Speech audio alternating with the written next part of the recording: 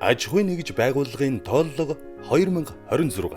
Үндэсний статистикийн хорооноос 5 жил тутам зохион байгуулдаг аж ахуйн нэгж байгууллагын ээлжид тооллогыг бүртгэл суурилсан аргаар буюу төрийн байгууллагуудад байгаа мэдээлэлд үндэслэн 2026 оны 4-р сарын 15-наас 5-р сарын 15-ны өдрүүдэд улсын хэмжээнд зохион байгуулна. Нийт аж ахуйн нэгж байгууллагууд www.ceg2026.cg-ийн цахим хуудасаар нэвтэрч шаардлагатай нэмэлт асуултад хариулснаар тооллогын мэдээлэлээ баталгаажуулна. Тооллогын хүрээнд аж ахуйн нэгж байгууллагуудаас статистикийн мэдээ тайланг цахимаар хүлээн авах тогтмол үйл ажиллагаатай цахим системийг нэвтрүүлэхээр төлөвлөж байна.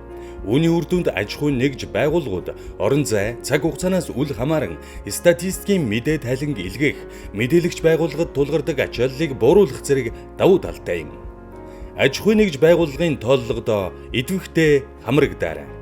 Үндэсний статистикийн хороо.